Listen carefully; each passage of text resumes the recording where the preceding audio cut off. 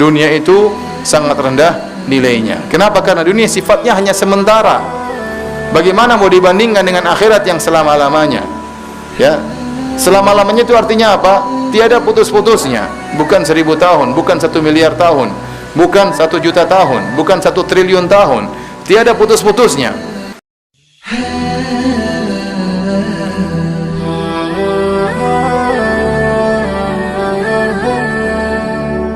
Apa sih hakikat dunia yang sedang kita kejar?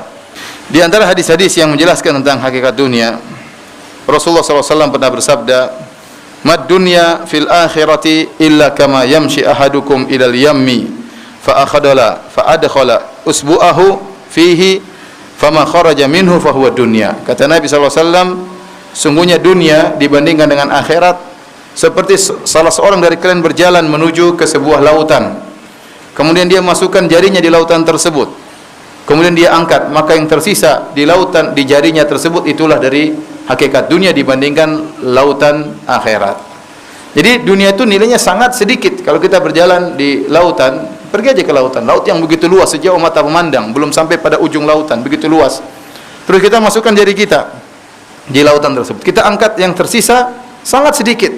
Setelah kita kebas-kebaskan, tersisa sedikit, mungkin tidak sampai 1 tetes.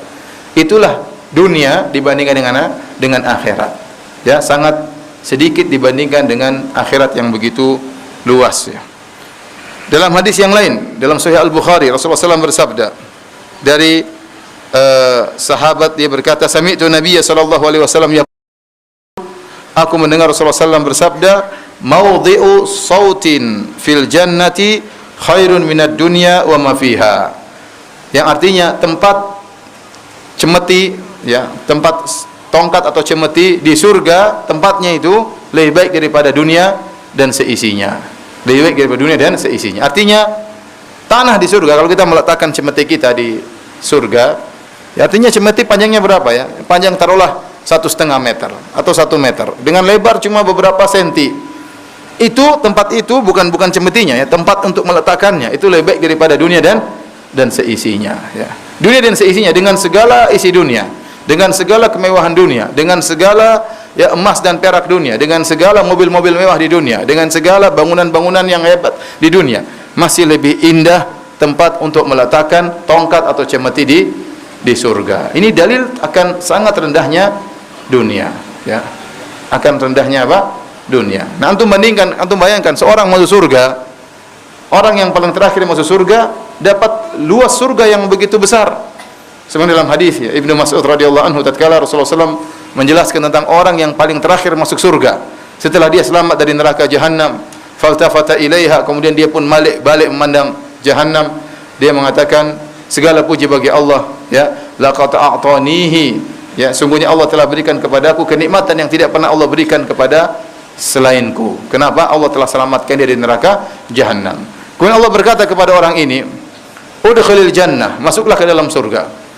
Maka dia pun masuk dalam surga, fa yukhayyalu ilaihi annaha mal'a, dibayangkan kepada dia bahwasanya surga sudah penuh, padahal belum. Maka dia berkata, ya Allah, ya Rabbi, wajadtuha mal'a, ya Allah, aku dapati surga sudah penuh, bagaimana saya bisa masuk surga? Rasulullah SAW mengatakan, idhab, kata Allah, idhab fadkhulil jannah, pergilah engkau, masuklah ke dalam surga. Maka kemudian dia masuk ke dalam surga. Setelah itu kata Allah Subhanahu wa taala, sungguhnya bagimu, ya, seperti dunia dalam surga, ya, wa mithlaha, 2 kali lipat daripada dunia. Maka surga yang dia masuki ternyata sangat luas, seluas dunia bahkan 2 kali lipat. Maka dia berkata, atahza bi wa anta rabbul alamin, ya Rabbku, apakah kau ngejek saya sementara engkau adalah Tuhan, ya? Tidak pantas Tuhan ngejek saya, ya. Kenapa? Saya ini orang terakhir masuk apa? Surga. Masa terakhir masuk surga, surganya seluas ini. Maka dia merasa Allah sedang mengejek apa? Dia. Maka Allah mengatakan, aku tidak mengejek siapapun, wa inni ala kulli syai'in qadir, dan aku maha kuasa atas segala sesuatu. Fa inna laka mithla dunya wa asyrata amsalha, dan bagimu di surga seperti dunia dan 10 kali lipatnya. Untuk bayangkan seorang masuk surga, ini orang paling terakhir masuk surga, surganya yang paling rendah. Ternyata dia mendapatkan luas kerajaannya seperti 11 kali lipat apa? Dunia. Yang tempatnya, tempat untuk sematinya, yang tanah kira-kira mungkin cuma 1/3 meter kali 1,5 meter itu lebih baik daripada dunia dan seisinya. Bagaimana lagi ternyata luas istananya, luas kerajaannya 11 kali lipat luas dunia ini, ya. Maka ini jelas bahwasanya kehidupan dunia sangatlah hina. Kenikmatan dunia sangatlah hina dan sangat rendah dibandingkan dengan apa yang Allah siapkan di akhirat kelak, ya. Ya. Sekarang apa namanya? Ya, ini tanah ini nggak bisa dijual, ya. Tanah di surga, ya. Kalau di sini tanah termahal di mana? Di Indonesia di mana yang paling mahal? Kata orang yang tanah paling mahal adalah di depan Masjid Nabawi, ya. Itu paling mahal. Ada di depan Masjid Haram, itu paling mahal. Entah semeter kali semeter berapa itu, meter persegi, ya. Itu saja harganya sudah luar biasa, mungkin entah berapa juta real, miliar mungkin 1 kali meter, 1 meter kali 1 meter, ya. Sekarang di surga, ya, tanah yang begitu kecil tempat taruh cemeti, ya, taruh tongkat itu lebih baik daripada dunia dan seisinya. Baik. Dalam hadis yang lain Rasulullah SAW bersabda, "Inna dunya mal'unun ma fiha illa dzikrullahi wa ma walah wa aliman illa dzikrallahi wa ma walah wa aliman wa aw muta'alliman." Kata Nabi SAW, sungguhnya dunia itu terlaknat dan terlaknat seluruh yang ada di dalamnya kecuali mengingat Allah, zikrullah, wa ma wala, yaitu apa yang dicintai oleh Allah dan apa yang dicari karena Allah Subhanahu wa taala, wa aliman wa muta'alliman, orang yang alim dan orang yang belajar. Jadi seluruh selain ini yang tidak dicari karena Allah Subhanahu wa taala terlaknat. Artinya apa? Hina, terhina, ya. Maka seorang, saya katakan, merugi jika seorang mengejar-ngejar dunia, sehebat-hebatnya di dunia, ternyata niatnya hanya terbatas hanya ingin kaya. Niatnya hanya terbatas hanya ingin mengumpulkan kehidupan dunia. Dia sedang mengumpulkan sesuatu yang terlaknat. Berbeda kalau dia berniat mencari harta untuk menyumbang di jalan Allah, untuk membahagiakan kedua orang tuanya, berarti dia mencari karena Allah Subhanahu wa taala. Untuk menafkahi anak istrinya, untuk memberikan kelebihan hartanya kepada fakir miskin, maka ini lain cerita. Tapi kalau dia hanya mencari dunia, hanya sekedar ingin perbanyak mobil supaya orang tahu mobilnya banyak, supaya orang tahu rumahnya banyak, supaya orang tahu HP-nya banyak, ya. Supaya orang tahu, ini semuanya terlaknat. Dia sedang mengejar sesuatu yang terlaknat. Maka kata Nabi SAW, dunia itu terlaknat, termasuk isinya juga terlaknat, kecuali mengingat Allah, kecuali apa yang dicintai oleh Allah, yang dicari karena Allah Subhanahu wa taala, wa aliman au muta'alliman, orang yang alim dan orang yang belajar. Maka kalau Anda ingin keluar daripada laknat Allah, ingin keluar dari laknat Allah, maka jadilah Anda orang yang alim atau orang yang sedang belajar, sehingga terbebaskan dari laknat Allah Subhanahu wa taala. Di antaranya juga hadis yang menunjukkan akan rendahnya dunia. Ya, hadis riwayat Muslim dari Jabir bin Abdullah radhiyallahu taala anhuma, anna Rasulullah sallallahu alaihi wasallam marra bis-suqi dakhilan min ba'dil 'aliyah wan nasu kanafatahu. Suatu hari Rasulullah SAW melewati sebuah pasar di kota Madinah. Rasulullah SAW masuk dari bagian tinggi kota Madinah. Masuk dari arah bagian tinggi kota Madinah, kemudian masuk di kota Madinah, sementara para sahabat sedang berada di sekeliling Nabi sallallahu alaihi wasallam. Nabi berjalan bersama para sahabat. Famarra bi jadyi, ya, asak mayyitin. Tiba-tiba Nabi sallallahu alaihi wasallam melewati, ya, bangkai kambing, ya, yang cacat. Kambing tersebut cacat, disebut kambing asak. Itu kambing yang masih kecil dan disebutkan telinganya cacat, entah telinganya kecil atau telinganya tidak ada, terputus, atau kambing tersebut kambing yang tidak bisa mendengar, ya. Ininya kambing tersebut cacat dalam kondisi sudah jadi bangkai. Fatanawalahu fa akhadhahu bi udhunih. Maka Rasulullah SAW pun mengangkat bangkai tadi, bangkai kambing kecil. Kemudian diangkat telinganya yang mungkin pendek kecil, diangkat, cacat telinganya, diangkat oleh Nabi sallallahu alaihi wasallam, dipegang oleh Nabi sallallahu alaihi wasallam. Kemudian Rasulullah SAW berkata, ayyukum yuhibbu anna hadza lahu bidirham. Siapa yang mau membeli bangkai kambing kecil yang cacat ini, yang telinganya cacat, dengan 1 dirham? Rasulullah SAW bertanya kepada para sahabat. Faqalu, maka para sahabat menjawab, ma nuhibbu annahu lana bi syai'in. Kami tidak ingin, tidak mau, meskipun diberikan gratis kami tidak mau, kata para sahabat. Ngapain? Ya, sudah bangkai kecil, kambingnya pun cacat, gratis pun tidak mau. Wa ma nasna'u bihi. Apa yang bisa kita lakukan dengan bangkai kambing seperti ini? Kemudian kata Nabi SAW, atuhibbuna annahu lakum. Kalian tidak mau kambing ini buat kalian gratisan? Qalu wallahi law kana hayyan kana aiban fihi. Kata para sahabat, demi Allah ya Rasulullah, kalau ini kambing ini hidup, dia pun kecil dan cacat. Li'annahu asak. Kenapa? Karena dia tidak memiliki telinganya terputus atau telinganya kecil, intinya cacat. Fa kaifa wa huwa mayyit? Bagaimana lagi jika ternyata kambing tersebut sudah jadi bangkai? Faqala, maka Rasulullah SAW mengatakan, fa wallahi la dunya ahwanu 'ala Allah min hadza 'alaikum. Kata Nabi, demi Allah dunia itu lebih ringan, lebih rendah di sisi Allah Subhanahu wa taala, lebih hina di sisi Allah Subhanahu wa taala daripada hinanya kambing ini bagi kalian, Oleh karenanya ini dalil bahwasanya dunia itu sangat rendah nilainya. Kenapa? Karena dunia sifatnya hanya sementara. Bagaimana mau dibandingkan dengan akhirat yang selama-lamanya? Selama-lamanya itu artinya apa? Tiada putus-putusnya. Bukan 1000 tahun, bukan 1 miliar tahun, bukan 1 juta tahun, bukan 1 triliun tahun. Tiada putus-putusnya. Saya kagum dengan perumpamaan yang dibuat oleh Muhammad Ali petinju. Saya pernah lihat klip, dia mengatakan, kalau Anda ingin tahu tentang hari akhirat selama-lamanya, bayangkanlah Anda sedang duduk di sebuah padang pasir yang begitu luas. Kemudian Anda ingin tahu berapa sih selama-lamanya itu? Ambillah setiap butir pasir di padang pasir tersebut, anggap satu butir 1000 tahun. Anggap satu butir apa? 1000 tahun. Kemudian Anda menanti. Setelah 1000 tahun, Anda buang satu butir tersebut. Pindah ke tempat yang lain. Anda ingin mengosongkan padang pasir tadi. Ambil butiran kedua, juga mewakili 1000 tahun. Lempar lagi.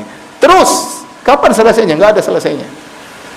Artinya tiada henti-hentinya. Makanya dikatakan dengan yaumul akhir, yaitu hari yang sudah tidak ada hari lagi setelahnya. Ini hari terakhir, enggak ada ujungnya. Kalau kita katakan ini, hari kemarin, hari besok. Kalau yaumul akhir enggak ada hari besok. Hari itu tiada henti-hentinya. Selama-lamanya abadi. Khuludun la mautu fihi. Dikatakan kepada penghuni neraka dan penghuni surga, abadi, tidak ada kematian di dalamnya, tiada henti-hentinya. Oleh karenanya, bagaimana membandingkan dengan dunia yang begitu sangat cepat dan begitu sangat rendah nilainya dan kenikmatannya begitu sangat sedikit dibandingkan dengan kenikmatan akhirat. Kemudian hadirin dan hadirat yang dirahmati oleh Allah Subhanahu wa taala, dalam hadis yang lain, hadis riwayat Ahmad dan Tirmidzi, Ibnu Majah, dari Sahal bin Sa'ad radhiyallahu anhu, beliau berkata, qala Rasulullah sallallahu alaihi wasallam, Rasulullah sallallahu bersabda, "Lau kanatid dunya ta'dilu indallahi janaha ba'udah, ma saqa kafiran minha syarbata ma'in." Kata Nabi SAW, seandainya dunia itu di sisi Allah nilainya seperti sayap seekor nyamuk, maka Allah tidak akan memberikan kepada seorang kafir meskipun hanya seteguk air minum. Allah tidak akan berikan. Artinya apa? Dunia itu lebih rendah daripada nilai seekor nyamuk di sisi Allah Subhanahu wa taala. Kalau dunia itu nilainya seperti seekor nyamuk, Allah tidak akan kasih minum kepada orang kafir. Namun karena dunia itu lebih rendah daripada seekor nyamuk, maka Allah kasih orang kafir minuman. Antum paham enggak hadis ini? Kata Nabi SAW, saya ulangi, kata Nabi SAW, "Lau kanatid dunya ta'dilu indallahi janaha ba'udah." Seandainya dunia itu nilainya seperti sayap seekor nyamuk, masako kafiran minha syarbata ma'in. Allah tidak akan memberikan air minum kepada orang kafir. Air minum termasuk dunia. Kalau seandainya dunia itu nilainya seperti nyamuk, Allah tidak akan kasih air dunia kepada orang kafir. Namun karena dunia itu lebih hina daripada nyamuk, lebih rendah daripada seekor nyamuk di sisi Allah Subhanahu wa taala, karena lebih hina maka Allah kasih kepada orang kafir. Seandainya dunia itu ada punya nilai sedikit saja, Allah tidak akan kasih kepada orang kafir. Kenapa? Orang kafir tidak berhak dapat kenikmatan dunia. Kenapa? Mereka kafir kepada Allah Subhanahu wa taala, kafir kepada Rabb mereka, Rabb yang menciptakan mereka, mereka tidak ibadahi. Malah mereka beribadah kepada makhluk manusia, kepada makhluk seperti mereka. Tidak berhak untuk merasakan kenikmatan dunia. Namun karena dunia itu tidak ada nilainya, maka Allah kasih kepada orang kafir. Faham maksud hadis ini? Itu maksudnya demikian. Kemudian hadirin dan hadirat yang dirahmati oleh Allah Subhanahu wa taala, dalam hadis juga yang disahihkan oleh Syekh Albani rahimahullahu taala, Rasulullah SAW pernah bersabda, "Inna mat'ama ibni Adam qad daraba mathalan lid-dunya wa inna qazhahu wa milhahu fanzur ila ma yasir." Kata Rasulullah SAW, sungguhnya makanan anak Adam, yaitu makanan dan minumannya, telah membuat perumpamaan bagi kita tentang dunia. Dunia itu ibarat makanan yang sudah dihiasi, yang sudah dikasih bumbu, mungkin dihidangkan dengan bentuk yang sangat indah, kemudian dimakan. Kata Nabi, lihat setelah itu jadi apa makanan tersebut? Jadi kotoran. Setelah itu jadi apa? Kotoran. Itulah hakikat dunia. Hakikat dunia adalah kotoran tersebut, ya. Kata Nabi SAW. Kecuali yang dilakukan karena Allah, kecuali yang dicari karena Allah Subhanahu wa taala. Adapun yang tidak dicari karena Allah Subhanahu wa taala, maka semuanya mal'unah, terlaknat. Kata Nabi SAW, nilainya seperti kotoran tersebut, bahkan lebih hina daripada sayap seekor nyamuk. Dalam satu hadis Rasulullah SAW, ya, pernah berkata kepada sebagian sahabat, tatkala dilihat Rasulullah SAW, ya, kehidupannya sangat sederhana, kalau tidur sampai ada bekas, ya, tikar di tubuh beliau, ya, sampai akhirnya Rasulullah SAW disampaikan kepada, kenapa tidak buat tempat tidur, tidak buat kasur buat anda wahai Rasulullah? Rasulullah SAW mengatakan, mali walid dunya, apa urusanku dengan dunia? Wa malid dunya wa mali, apa urusanku dengan dunia? Walladzi nafsi biyadihi ma mathali wa mathalud dunya illa karakibin sara fi yaumin saifin fastadhalla tahta syajaratin sa'atan minan nahar thumma raha wa tarakaha. Kata Nabi SAW, sungguhnya perumpamaanku dengan dunia ibarat seperti seorang yang sedang berjalan, musafir ini, yang kemudian dia singgah di suatu pohon. Dia tidur sejenak di pohon tersebut, kemudian di siang hari, kemudian dia pergi meninggalkan pohon tersebut. Jadi Rasulullah SAW mengumpamakan dunia seperti pohon tempat singgah sebentar. Seperti seorang sedang berjalan, dia butuh singgah sebentar, tidur siang sebentar, kemudian ditinggalkan. Demikianlah dunia. Kenapa saya harus menyenangkan diriku dengan kemudian berbagai macam kemewahan, sementara akan saya tinggalkan. Maka Nabi SAW tidak terlalu peduli dengan apa? Dengan dunia. Tidak peduli dengan dunia. Taib hadirin dan hadirat yang dirahmati oleh Allah Subhanahu wa taala,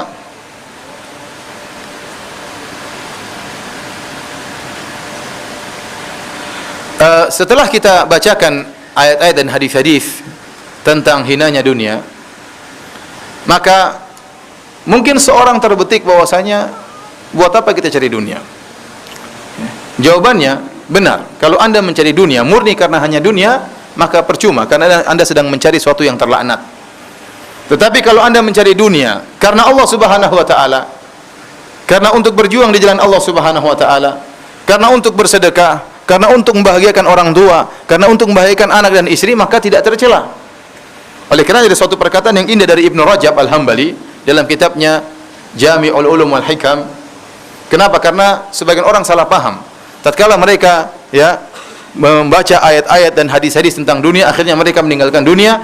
Terkadang cara meninggalkannya pun salah, sampai mereka tidak menunaikan kewajiban mereka. Mereka punya anak, mereka punya istri, mereka punya orang tua.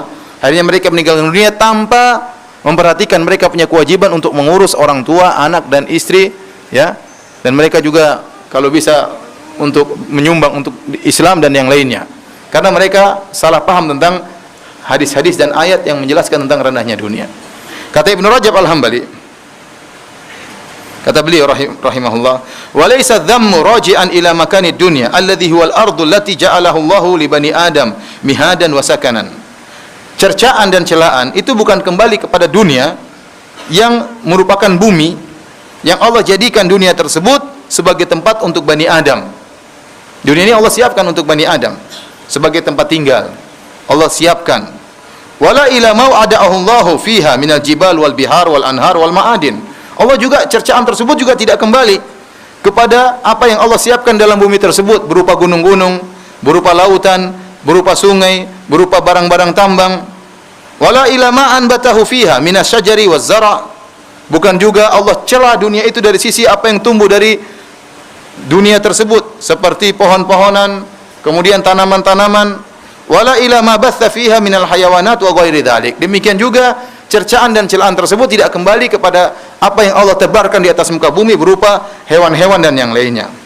Fa inna dzalika kullahu min ni'matillahi ala ibadihi. Ini semua perkara ini adalah nikmat Allah, karunia Allah kepada hamba-hambanya. Bima lahum fihi minal manafi', yang dimana dalam perkara-perkara tersebut banyak manfaat-manfaat yang bisa diambil oleh para hamba. walahum bihi min al-i'tibar wal istidlal ala wahdaniyati sani'ihi wa qudratihi wa 'azamatihi. Dan juga pada ciptaan Allah tersebut, lautan, langit, kemudian bumi, kemudian pepohonan, hewan-hewan, ini bisa dijadikan dalil tentang keesaan pencipta mereka, yaitu Allah Subhanahu wa taala, dan keagungan Allah Subhanahu wa taala. Wa innama dhammu raji'un ila af'ali bani Adam alwaqi'ati fid dunya. Akan tapi cercaan yang datang dalam dalil-dalil itu tertuju kepada perbuatan manusia terhadap dunia tersebut. Saya ulangi, beliau mengatakan wa innama dhammu raji'un ila af'ali bani Adam alwaqi'ati fid dunya. Tetapi cercaan dan celaan yang datang dalam ayat dan Al-Qur'an dan juga hadis-hadis Nabi kembali bukan kepada dunianya, kembali kepada sikap Bani Adam terhadap dunia tersebut. Lianna ghalibaha waqi'un ala ghairil wajhi alladhi tuhmadu aqibatuhu. Karena kebanyakan sikap Bani Adam, anak-anak Adam, sikap manusia terhadap dunia itu sikapnya buruk, yang mengakibatkan penghujung yang buruk. Bal yaqa'u ala ma tadurru aqibatuhu. Bahkan sikap mereka menimbulkan kemudaratan yang ujungnya mendatangkan kemudaratan bagi mereka. Aula tanfa, atau sikap mereka menimbulkan sesuatu yang tidak bermanfaat sama sekali.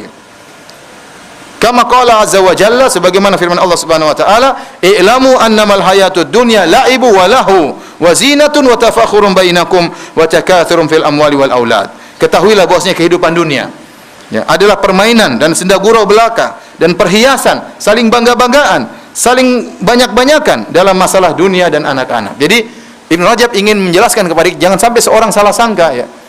Seorang menyangka bahwasanya dunia itu secara zatnya itu tercela. Sehingga ini mobil saya buang saja, taruh di tempat sampah ya.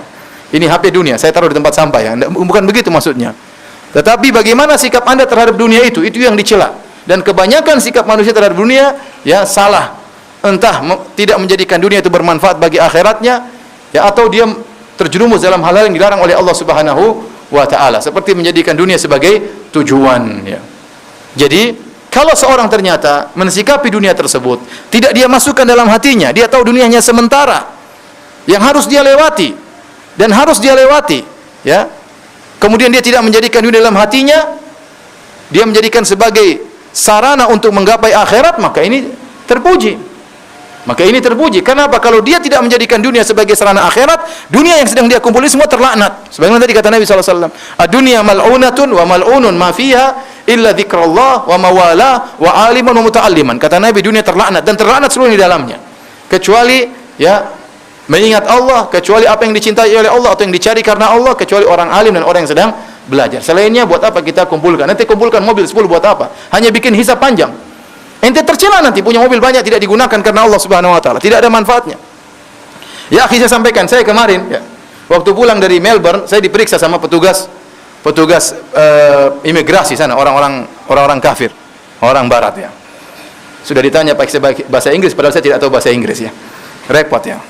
Baru pertama kali terpaksa ngomong Inggris, ngomongnya di depan polisi 3 orang. Kemudian saya diperiksa karena itu ada kejadian bom. Padahal waktu saya masuk tidak ada masalah. Waktu keluar menuju ke Jakarta saya diperiksa karena ada kejadian bom di luar negeri, maka mungkin mereka khawatir sesuatu. Kemudian HP saya dihisap sama mereka. Diambil, diperiksa, dilihat isinya. Perlu 20 menit mereka periksa HP saya. Dilihat foto-fotonya semua. Ya. Subhanallah, ini HP segini aja dihisapnya berapa? 20 menit ya. Bagaimana kalau HP kita dihisap oleh Allah Subhanahu wa taala? Alhamdulillah tidak ada masalah, tidak ada apa-apa, tidak ada macam-macam di situ ya. Ya.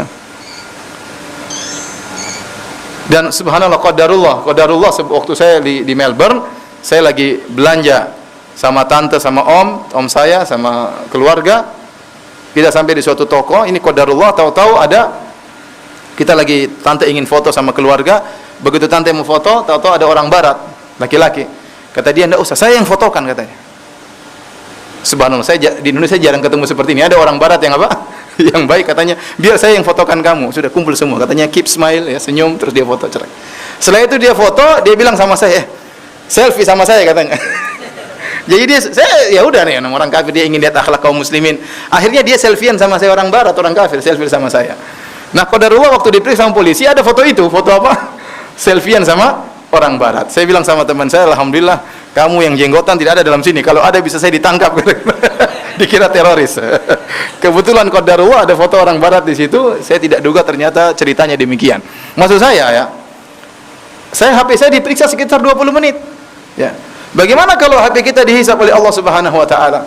Yang dihisab bukan, yang diaudit oleh Allah bukan cuma data-data yang ada, bahkan data-data yang sudah kita hapus. YouTube yang pernah kita nonton itu tidak hilang semua. Itu ada semua, dicatat oleh malaikat. Ya. Apa yang pernah kita tulis, apa yang pernah kita lihat, apa yang pernah kita tonton, ya. Ya, oleh karenanya kalau orang mencari dunia bukan karena Allah Subhanahu wa taala, terlaknat. Dunia tersebut terlaknat.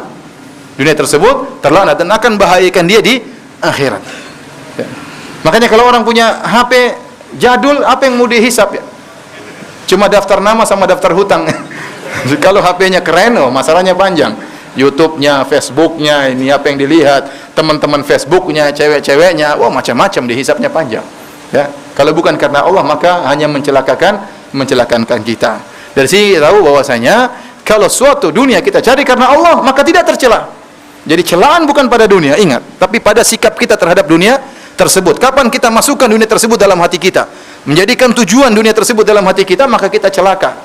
Bukan karena Allah Subhanahu wa taala. Ya, percuma seorang bercapek-capek, kemudian dia niatnya hanya sekedar ingin bangun rumah, ingin ya, jangan dia putuskan niatnya, dia sambung niatnya. Ya Allah, saya ingin cari harta untuk membahagiakan ibu saya ingin bangunkan rumah buat ibu saya ingin menyenangkan anak-anak saya. Niatnya disambung, jangan terputus, tapi niatnya karena Allah. Tatkala dia mencari dunia karena Allah Subhanahu wa taala, maka dia tidak tercela.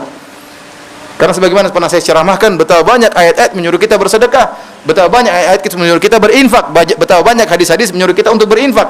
Nah, kalau kita niatnya untuk berinfak, maka tidak jadi masalah. Kita ingin al-yadus sufla, tangan di atas lebih baik daripada tangan di bawah. Kita ingin membayar zakat, bukan menerima zakat. Kita ingin seperti itu.